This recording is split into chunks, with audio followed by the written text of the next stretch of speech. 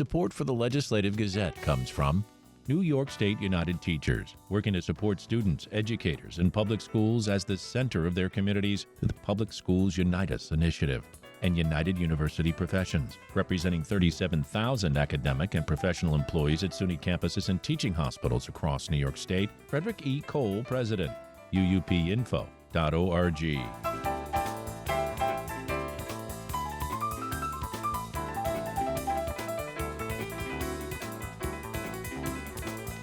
Governor Kathy Hochul signed a measure this week that will allow all pharmacies in New York to dispense birth control medications to anyone who wants them. The Legislative Gazette's Karen DeWitt reports.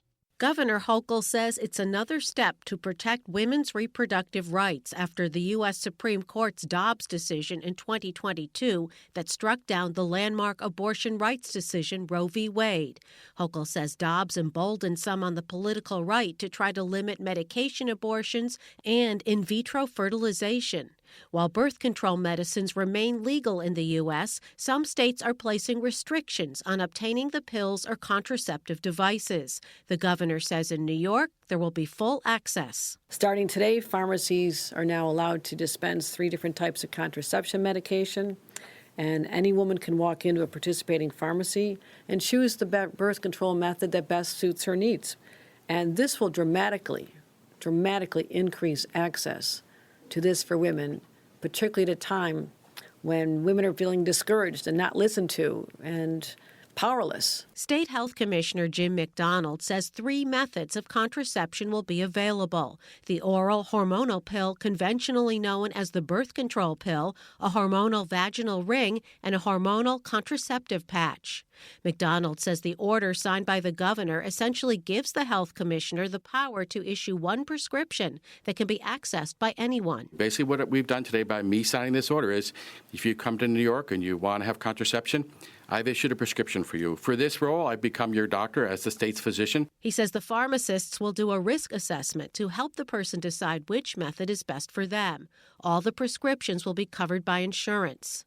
People from other states can get the birth control medicines and devices, too, as long as they are physically in a pharmacy in New York, McDonald says. The way it works if you're out of state is you walk into a New York State pharmacy, show them your insurance card, and just say to the pharmacist, hey, I'm here to see what I can do as far as getting contraception. You're welcome like everyone else. He says everyone who asks can get a year's worth of the medication. The law was supposed to go into effect in January, but Hochul says the state education department needed more time to finalize the regulations, and they completed those only a few days ago. The major chain pharmacies and many independent drugstores are expected to participate. In Albany, I'm Karen DeWitt for the New York Public News Network. Voters in villages across New York went to the polls this week. The Legislative Gazette's Dave Lucas takes a look. Most villages had uncontested races for mayor and for trustee seats. In several villages, 3 or more candidates looked to win 2 available trustee seats. Dean Brown, running unopposed for mayor in the Saratoga County village of Corinth, was upstaged by a write-in candidate. Maureen Kelly is a trustee on the village board. The results of the mayor's race were Harry Miller received 266 votes. Mr. Dean Brown received 113. For the 4-year trustee race, Deb Stollery received 298 votes. Jim Clark received 245. For the 2-year trustee position, Michael Bedell received 290 votes. And in the referendum on the purchase of 97 Main Street for a new village hall, received 62 yeses and 327 noes. Kelly says voter turnout factored in the upset victory. Frankly, in the smaller elections, we don't often have more than 100 folks come out to vote, believe it or not. And because it seems like a strange time of year, village elections are always held in March, and people have the mindset of November for elections. I just think they don't remember to come out and vote. Turnout was modest in Cooperstown. Town Clerk Jenna Utter shares results from the village election. Mayor-elect Ellen Tillepaugh received 129 Democratic votes, and 2 Many Voices, 1 Village. Trustee Cynthia Falk received 136 Democratic votes, along with 2 Many Voices, 1 Village. Trustee Hannah Bergen received 139 Democratic votes and 2 Many Voices, 1 Village. There were 16 write-ins total. 16 were for mayor, and then trustee had 5 write-ins. Tulipaw, first elected in 2018, enters her third term. Utter says turnout was modest. We made about 10%. It was kind of because there wasn't a contest, but 10% of voters did come out, which was a good thing. There was 135 total people in person, and the rest were by absentee. Doreen Weir ran unopposed for mayor of Kinderhook on the Lindenwald party line after Mayor Michael Abrams decided not to seek another term. Weir will soon welcome a new amenity. This year, our kayak launch/exit point is going to be completed. We have our expectations are for the end of May of this year, and we are on a co-grant from New York State, and this other village on that grant with us is Valencia, expecting to have theirs completed by the end of September of this year. Village Planning Board member T. Kevin Monahan won a seat on the Board of Trustees, and incumbent trustee Susan Patterson was reelected to a second term. Both are members of the new Kinderhook Party. Michael Silk ran unopposed for mayor of Castleton-on-Hudson with the blessing of former mayor Joe Keegan, who opted not to run for another term. Silk expects to make progress on several initiatives. Because we're an older village, we have lots of things to deal with. And so now's a good time to build in some infrastructure and to have a master infrastructure plan to help move things forward. Also, we're planning on to revitalize our Main Street, working with the building owners and the residents. Greene County Board of Elections unofficial results show Democrats won races for Village Board of Trustee seats in Catskill, Coxsackie, and Athens. In the village of Catskill, 4 candidates were in the running for 2 available seats. Democrats Jeffrey Workman Jr. and Daniel Ward defeated incumbent Republicans Jeffrey Holliday and Peter Grasse. For the Legislative Gazette, I'm Dave Lucas.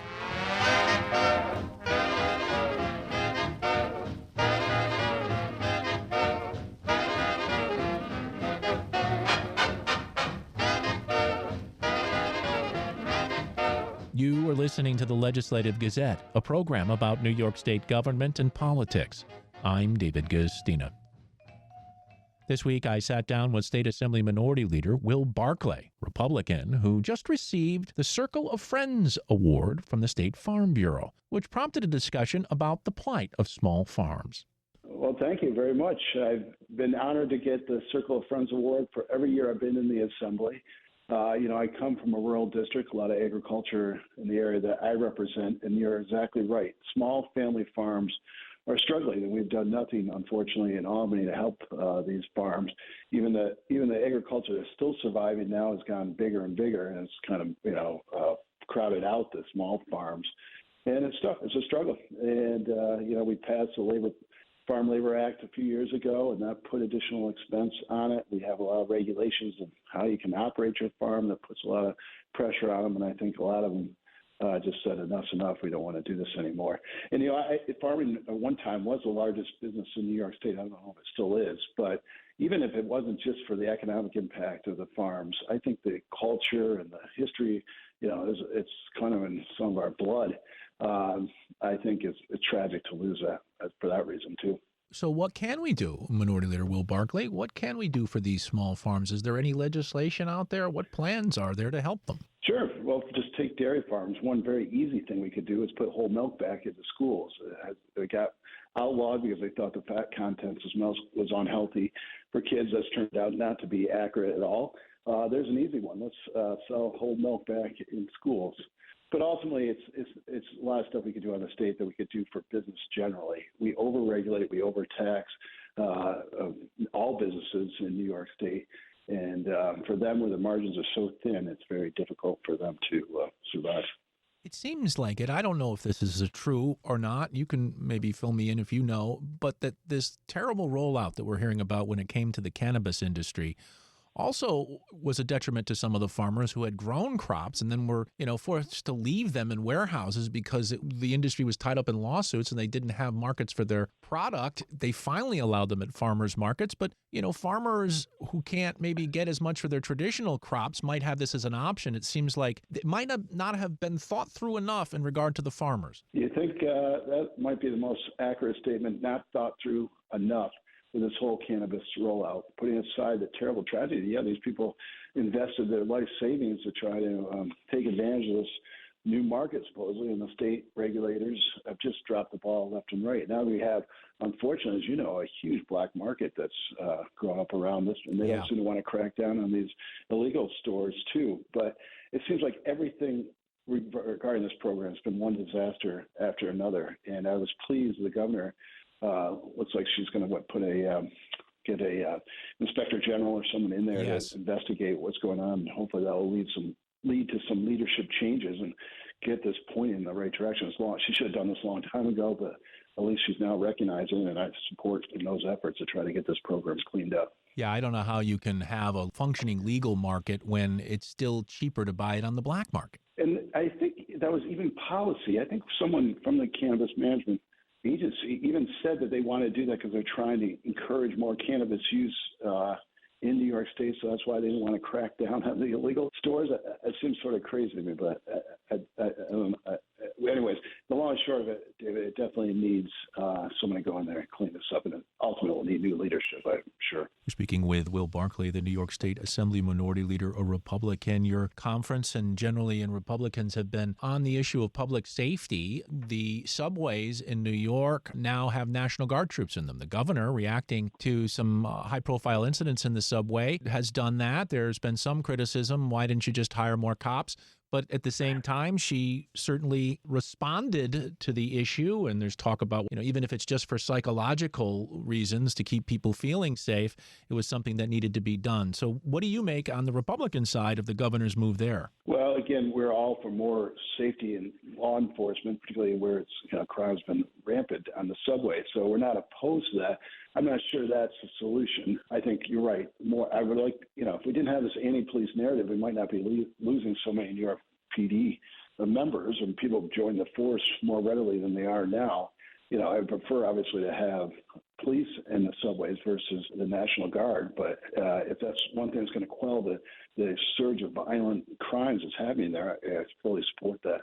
That's New York State Republican Assembly Minority Leader Will Barclay.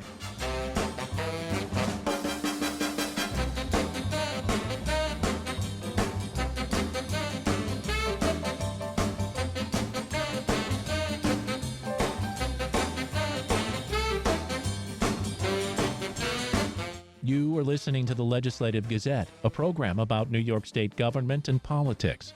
I'm David Guistina. New York Congressman Pat Ryan joined cleanup crews in Cornwall last weekend to call on telecom companies like Verizon and AT&T to disclose and clean up toxic lead-sheathed cables across the country. The Legislative Gazette's Jesse King reports. So the cable starts right there, just past where John is. You can see it in the embankment right there.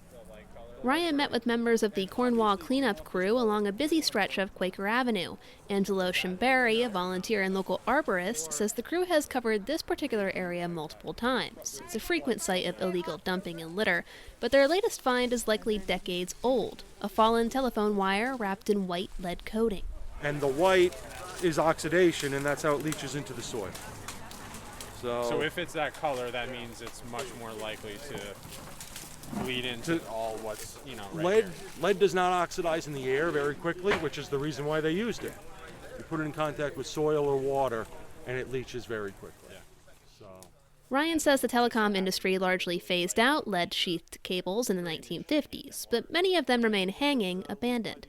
As they come down or the lead sheathing simply falls off, Ryan worries they can contaminate communities. The CDC warns lead poisoning can be especially harmful to children, putting them at risk of slower development, brain damage, and learning and behavioral issues. Last summer, a Wall Street Journal report identifying old lead cables by a playground in Wappingers Falls prompted officials to temporarily shut down the village's Temple Park. Park. A state soil analysis later found no evidence of elevated or widespread contamination in the area. Regardless, Ryan says he's working on legislation with Massachusetts Senator Ed Markey, a fellow Democrat, to ensure that corporations like Verizon and AT&T, which ultimately bought the companies that installed the lines, are responsible for cleaning them up. No community, no group of citizens in this country should be out on a beautiful Saturday having to clean up the mess of a multi-billion-dollar corporation, but that's exactly what's happening. Ryan estimates there are thousands of miles of lead-sheathed cables in the U.S., but officials still don't know exactly where. In response to the Journal report last year, Governor Kathy Hochul directed state agencies like the Public Service Commission to investigate the impacts of old lead cables in the state. More than 200 companies were asked to provide a list of cable locations, but many of them, including AT&T and Verizon, have asked the PSC to keep their inventories confidential. Cornwall Town Supervisor John Wojciechowski says when he looked through the documents on the PSC website, all he found were black, heavily redacted pages. He says it's frustrating because it's easy to spot lead cables hanging all over the town. Why are they just basically junking up, our community? I mean, they really should come and they should remove them. If you buy a company, you assume the assets and liabilities of that, purchase. And so, it's really not too much to ask, except they're fighting the governor in court right now because, they're citing all of these things, trade secrets, national security, etc., pretty much all bull because they don't want to have to assume the cost for the cleanup. A spokesperson for U.S. Telecom, the trade organization representing the telecom industry, says it prioritizes the health and safety of communities, adding in part, quote, "We will continue to follow the science, which has not identified that lead-sheathed telecom cables are a leading cause of lead exposure or the cause of a public health issue." And recent federal, state, and industry testing has reinforced this point. Our industry remains committed to engaging constructively with stakeholders, including policymakers, on this important matter, end quote.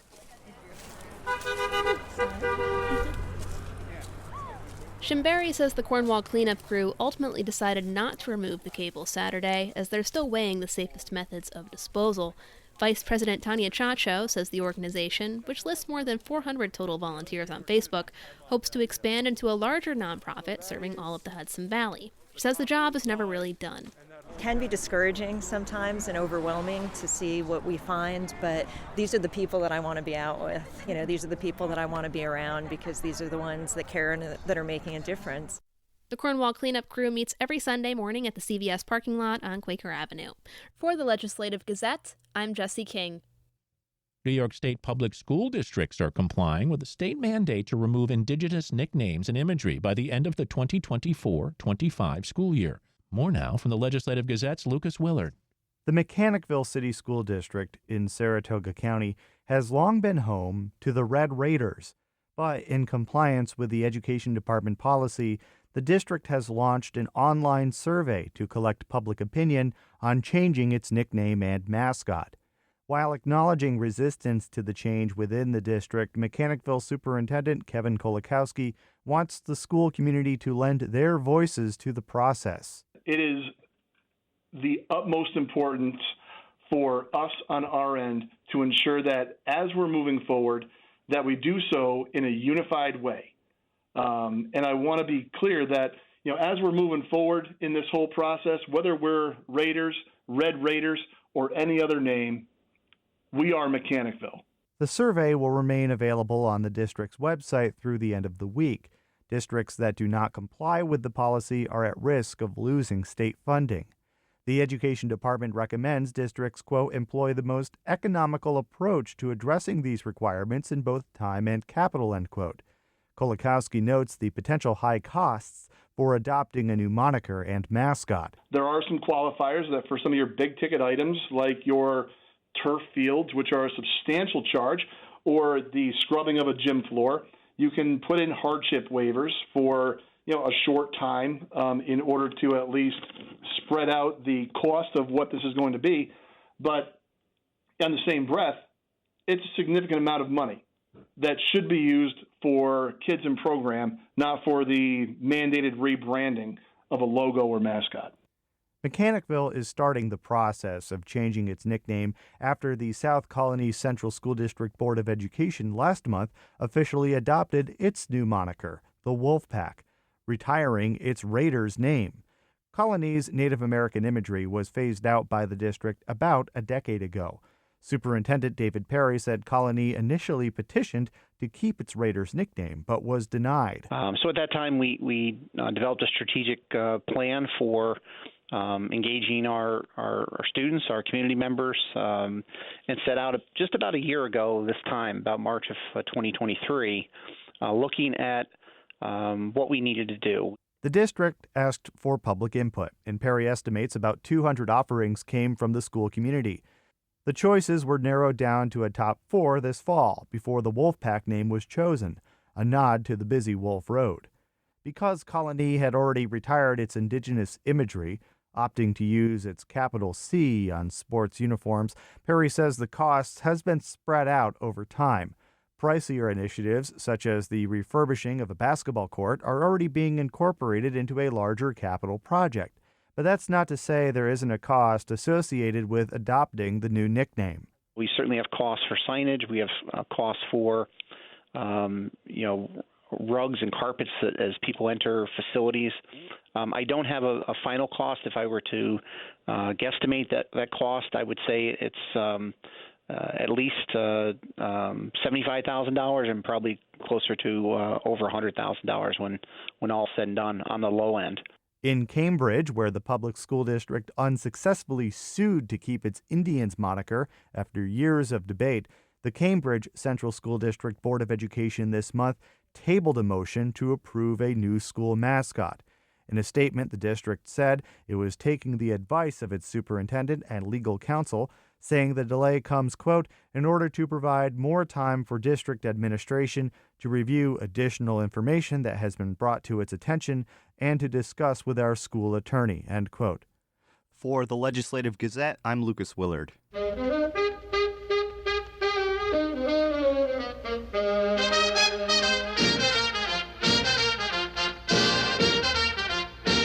You are listening to the Legislative Gazette, a program about New York State government and politics.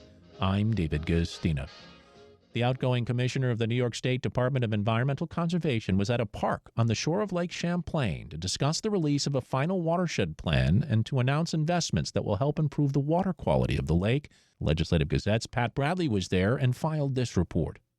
New York Commissioner of Environmental Conservation Basil Sagos traveled to the North Country Monday to make 2 announcements related to the water quality of Lake Champlain.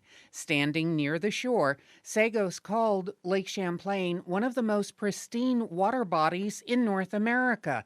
He said its water quality must be protected. Every water body has different stressors, but for the most part, it's failing infrastructure that impacts our water quality. And that leads to so many things. In the case of Lake Champlain, it's excessive phosphorus, obviously creating harmful algal blooms. Algal blooms can cause very dangerous conditions for pets, certainly for drinking water, for contact. Water clarity also. You notice sometimes the Lake Champlain and other waterways that are impacted by phosphorus can actually lose their clarity, and that's really important for the ecology of the water and for the fisheries. And then excessive weeds growth. When we recognize there's a problem and a resource this magnificent, this important, we have to tackle it with all the tools we have at our disposal. To that end, Commissioner Sagos announced that the DEC has released the final Lake Champlain Watershed Implementation Plan. This is a very detailed document, actually gives an updated survey of all the land uses on this body of water, all the historic pressures on this body of water, the projects that we've put in place. Certainly all of the investments we've made has cataloged that, but it's designed to be forward-looking. That's why we get excited about planning documents, because they can take note of what we've done in the past, but then help guide our investments moving forward, and help create new forums for public education and for outreach, and to help us coordinate with our partners in Vermont and Quebec. This is the path forward. Lake Champlain Basin Program New York Lake Champlain Coordinator Aaron Venny-Vollrath said the organization is excited to work with its partners and the DEC to improve water quality throughout the watershed. Science-based plans like this new watershed implementation plan are critical for ensuring that the management decisions of the Lake Champlain watershed are informed by the best information available to address the increasing number of challenges to our waterways. Sago says the Watershed Implementation Plan is the prelude for financial investment in the lake and announced new clean water funding to localities. The town of Peru is getting $1 million for its upgrades to the wastewater plant. So congratulations, Deputy Supervisor. So this upgrade is going to go right into reducing phosphorus. I want to congratulate also the Essex County Soil and Water Conservation District getting $150,000 for stormwater planning. And we are not done. We also have $435 million available right now for municipalities all across the state. The total cost for upgrades at Peru's wastewater plant have been estimated to be a minimum of $11 million. Water Sewer Department Superintendent Courtney Tatro says the new money from the state will be for a targeted use. That $1 million was specific to solids handling equipment in our treatment facility, which right now is inadequate. We have a hard time finding parts, getting maintenance done on it. A lot of times we recycle the waste product because of the inefficiency of the press, which recycles a lot of the bound up phosphorus that's in that solids. The State Environmental Facilities Corporation has $325 million available statewide for water infrastructure grant funding and is taking applications until June 14th. Sagos is stepping down after nearly a decade this spring. For the Legislative Gazette, I'm Pat Bradley.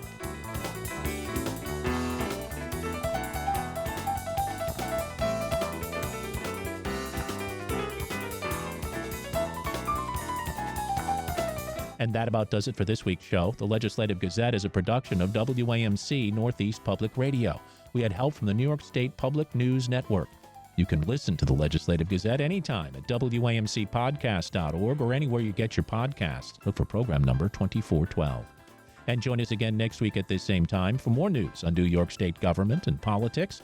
For the Legislative Gazette, I'm David Gustina.